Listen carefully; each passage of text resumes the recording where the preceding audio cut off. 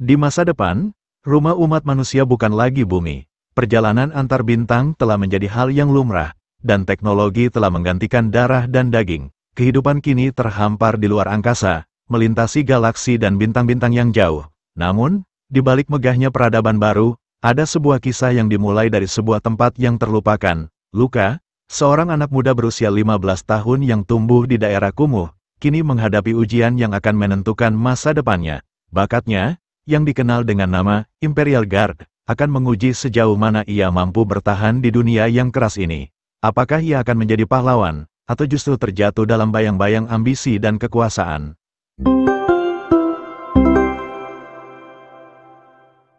Di sebuah dunia yang terletak jauh di masa depan, terlihat seorang pria misterius yang sedang menggenggam sebuah pistol dan menggunakan armor layaknya sebuah mesin.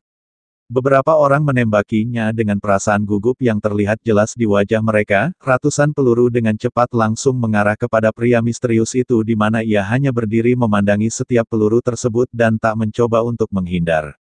Ia menegaskan kepada orang-orang yang menembakinya yang dianggapnya sebagai pemberontak bahwa ini semua adalah demi kekaisaran, tidak ada alasan lain atas keberadaan Imperial Guard seperti dirinya selain untuk menyingkirkan musuh yang mengancam kaisar dan warga kekaisaran. Setelah mengatakannya dengan cepat ia langsung menembakkan senjatanya tepat mengenai setiap peluru yang datang kepadanya yang membuat semua peluru tersebut meledak di udara. Tak berhenti sampai di situ ia juga dengan cepat langsung menembakkan beberapa peluru lanjutan yang langsung mengheadshot mereka semua tanpa ada yang meleset satupun.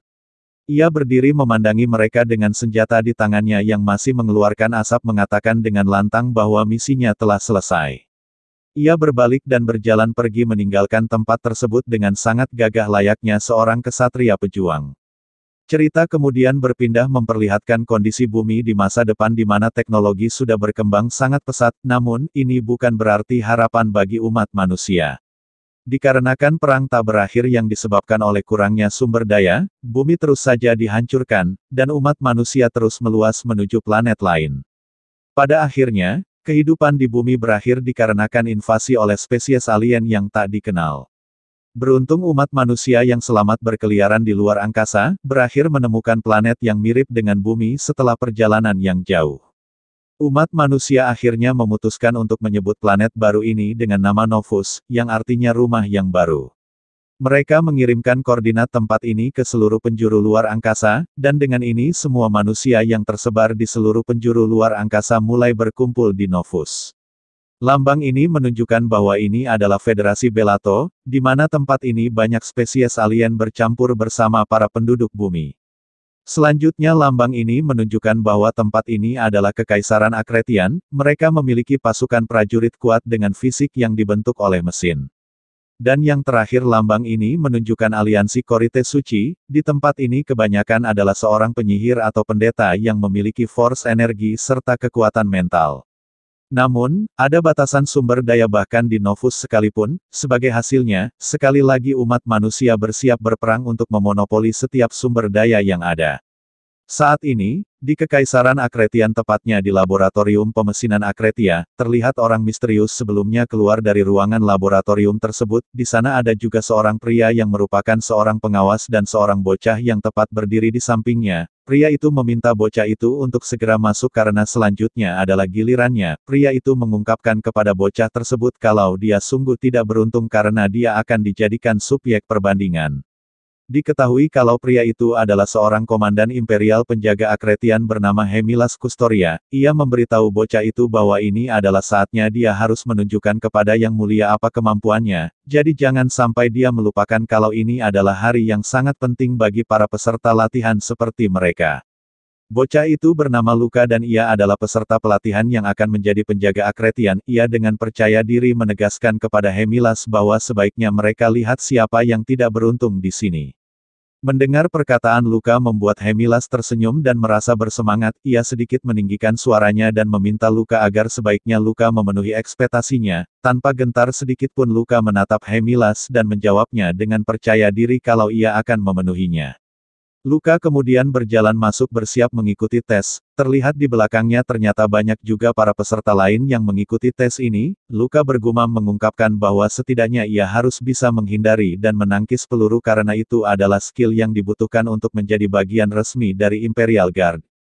Luka selalu menggunakan perlengkapan tempurnya masuk ke dalam dan menegaskan bahwa ia sudah menyelesaikan semua latihan simulasi dalam situasi yang paling ekstrim. Dengan penuh percaya diri ia mengungkapkan bahwa ia adalah calon prajurit Imperial Guard dengan kesadaran spesial yang ditingkatkan berkat prosedur penguatan indera dan persepsi. Di dalam sudah ada 5 pria bersenjata yang sudah menunggunya. Mereka sangat waspada dan terus menatap Luka dengan seksama bersiap bertempur. Diketahui kalau mereka ini adalah para tahanan mati yang diberi perlengkapan robot murahan, mereka akan menjadi lawan yang sempurna bagi calon peserta Imperial Guard. Dengan percaya diri Luka kemudian bersiap menarik pedangnya, ia tak membawa senjata apapun melainkan hanya sebuah pedang. Melihatnya dengan cepat 5 tahanan tersebut dengan perasaan gugup mengangkat senjata mereka bersiap bertempur dan bersorak dengan lantang. Namun dengan sangat cepat Luka langsung menebas salah satu dari mereka yang berdiri di depan tanpa sempat menembakkan senjatanya sama sekali. Luka seketika muncul di hadapan keempat tahanan lainnya yang membuat mereka sangat terkejut dengan apa yang baru saja terjadi. Mata mereka terbuka lebar dan begitu panik bertanya-tanya apa yang baru saja melintas di hadapan mereka. Spontan dengan cepat mereka mengangkat senjata mereka di mana Luka tepat berada di antara mereka. Di situasi ini Luka mengungkapkan bahwa ia bisa saja menghabisi mereka berlima hanya dengan waktu 10 detik, namun ini adalah kesempatan baginya untuk membuat kesan pertama yang baik kepada Kaisar, oleh sebab itu ia harus melakukan sesuatu yang menonjol dari yang lainnya. Dengan sedikit perasaan ragu Luka bertanya-tanya bisakah ia melakukannya, ia bahkan belum pernah melakukannya sebelumnya, tapi satu hal yang pasti bahwa ia harus membuat hal itu terjadi di sini. Di seperkian detik itu, mata dan senjata semuanya saat ini tertuju kepada Luka, mereka menghela nafas dengan mata yang terbuka lebar serta keringat yang bercucuran dengan deras bersiap menarik pelatuk senjata mereka. Luka menatap tajam ke arah mereka dan menegaskan kepada dirinya kalau ia harus meningkatkan inderanya sampai titik maksimal. Di waktu yang bersamaan ratusan peluru langsung ditembakkan ke arah Luka yang tepat berdiri di tengah mereka. Luka dengan keahlian pedangnya dan inderanya yang tajam dengan cepat menahan setiap peluru yang datang padanya dari segala arah. Suara benturan peluru dan pedang Luka menggema di seluruh ruangan. Hemilas yang melihat penampilan Luka dibuat benar-benar kegirangan, senyuman dan matanya terbuka lebar mengatakan ini sungguh menarik. Lukas berhasil menahan semua peluru yang mengarah kepadanya tanpa melewatkan satu pun. Tubuh mesinnya mengeluarkan asap akibat dipaksa bekerja terlalu keras dan cepat. Keempat tahanan tersebut semuanya tewas terkena pantulan peluru mereka sendiri yang diarahkan Luka kepada mereka. Namun harga yang dibayar harus membuat Luka menerima luka dalam yang membuatnya muntah darah akibat memaksakan tubuhnya melampaui batasnya, tapi meski begitu ia merasa puas dan lega karena ia berhasil melakukannya sesuai yang diharapkannya. Ia kemudian berjalan keluar dari laboratorium sambil mengepalkan tinjunya dan bergumam mengatakan bahwa seharusnya ini sudah cukup untuk meningkatkan nilainya. Di luar, ia langsung disambut oleh Hemilas yang sudah menunggunya. Hemilas merasa senang dan mengungkapkan kalau ia tak menyangka Luka akan menggunakan kontrol lintasan balistik yang seharusnya itu belum ada di dalam kurikulum pembelajaran Luka.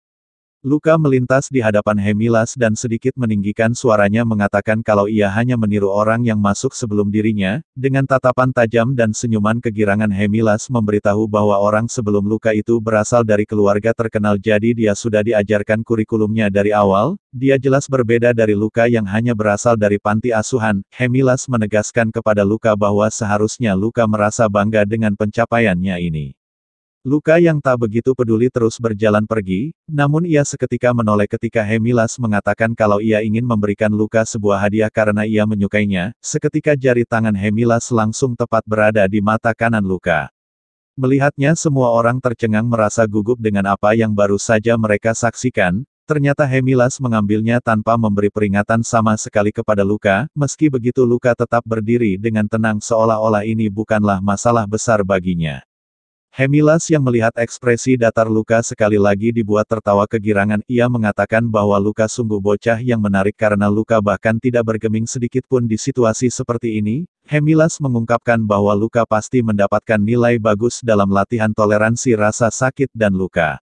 Setelah kehilangan satu penglihatannya, Luka justru berterima kasih kepada Hemilas atas hadiah yang diberikannya. Luka mengungkapkan bahwa ini adalah bagian yang memang ingin ia ambil untuk mendapatkan mata yang memiliki fitur untuk memprediksi lintasan. Pria misterius yang di awal sebelumnya tiba-tiba menghampiri Luka dan mengatakan bahwa ia ingin Luka menjadi temannya. Ia kemudian melepaskan kostumnya dan menyapa Luka dengan sangat ramah di ruangan Luka. Ia memperkenalkan dirinya bernama Eli yang merupakan peserta nomor 12 seperti Luka. Luka yang melihat kedatangan Eli yang begitu tiba-tiba ke kamarnya membuatnya merasa tak nyaman dan menanyakan alasan Eli menemuinya. Eli yang merasa canggung dengan situasi ini lantas langsung meminta maaf dan mengungkapkan bahwa ia hanya ingin berbicara dengan Luka. Luka pada akhirnya mempersilahkan Eli untuk masuk karena dia terus berdiri di luar dengan senyuman yang tidak mengenakan di wajahnya. Di dalam, Eli mengungkapkan bahwa ia sungguh terkesan melihat penampilan Luka di dalam sana, namun Luka tak begitu peduli dengan pujian itu. Ia memanggil Eli dengan sebutan Tuan Muda dan mengatakan kalau Eli telah berada di tempat yang salah jika dia ingin saling bertukar pujian. Mendengar perkataan Luka membuat Eli tertawa. Ia mengungkapkan secara terang-terangan kepada Luka bahwa sepertinya akan sulit berteman dengan Luka. Sambil sedikit melirik Eli, Luka bergumam mengatakan secara logis tidak ada gunanya baginya untuk bersikap agresif dan sok jual mahal kepada orang dari keluarga bangsawan. Luka mengungkapkan sebenarnya ia hanya iri tapi anggap saja kalau saat ini ia sangat lelah. Eli kemudian mengeluarkan sebuah batu seperti sebuah kristal berwarna biru dengan raut wajah penuh semangat dan tanpa permusuhan di wajahnya. Ia memberitahu Luka bahwa ia datang ke sini untuk memberikan ini. Eli mengungkapkan bahwa batu ini akan mengurangi sensitivitas Luka, jadi Luka bisa istirahat dengan baik. Tanpa pikir panjang sontak Luka langsung menolaknya dengan alasan kalau ia tak membutuhkannya sama sekali. Namun Eli malah tersenyum dan menasehati Luka dengan mengatakan kalau Luka tidak akan bisa berlatih baik di hari esok jika istirahatnya terganggu. Eli sedikit memaksa Luka untuk mengambilnya saja karena seharusnya Luka sadar kalau kekuatan mental tidak bisa membawa Luka melalui semua hal. Dengan perasaan sedikit canggung Luka akhirnya menerima niat baik Eli. Melihat batu tersebut ia bergumam mengatakan kalau ini berbeda dari barang murahan yang dibuat di jalanan. Luka pun berterima kasih kepada Eli dan mengatakan bahwa Eli juga cukup hebat di tes tadi. Luka mengungkapkan bahwa penampilannya tadi hanya meniru Eli. Sambil menunjuk matanya, Eli memberitahu Luka bahwa ia punya mata mekanik untuk bertarung, jadi tidak sulit untuk memperkirakan lintasan serangan. Eli mengungkapkan tapi tindakan Luka jauh lebih mengesankan karena Luka hanya mengandalkan instingnya. Eli juga mengungkapkan bahwa sepertinya Komandan Hemilas juga menyukai Luka, sehingga itu mungkin alasan dia menghadiahi Luka mata mekanikal secara pribadi. Dengan sedikit tengil Luka mengatakan kalau ia hanya berusaha keras dalam latihan. Luka seketika menatap tajam ke arah Eli dan menegaskan mau bagaimanapun juga, bangsawan itu tetap hebat sementara kelas rendahan seperti dirinya tidaklah berdaya, tapi bagaimanapun juga ia tidak bisa melepaskan kesempatan langka ini sebagai warga kelas rendahan. Mendengarnya membuat Eli terdiam sejenak dan hanya memandangi Luka dengan ekspresi datar di wajahnya. Ia mulai berbicara dengan serius mengakui bahwa bangsawan itu memang hebat sesuai dengan apa yang dikatakan Luka, tapi tetap saja ada banyak yang gagal mengikuti proses seleksi ini. Eli mengungkapkan bahwa ia bahkan bisa menebak pasti ada beberapa bangsawan yang membayar untuk memanipulasi hasil tes. Eli seketika menatap Luka dan menegaskan bahwa ia tak ada bukti atas hal ini. Tapi ia sangat yakin orang seperti Luka yang tidak memiliki dukungan dan tidak pernah gagal dalam proses kultivasi prajurit terdepan pastinya jauh lebih baik daripada para bangsawan seperti dirinya karena itu berarti orang seperti Luka mencapai titik ini murni hanya dengan skill mereka. Mendengarnya membuat Luka terdiam dan bergumam mengatakan kalau ia tak mengira akan mendengar seorang bangsawan memberitahunya kalau tidak semua bangsawan itu hebat. Luka bertanya-tanya apa yang sebenarnya diinginkan Eli darinya.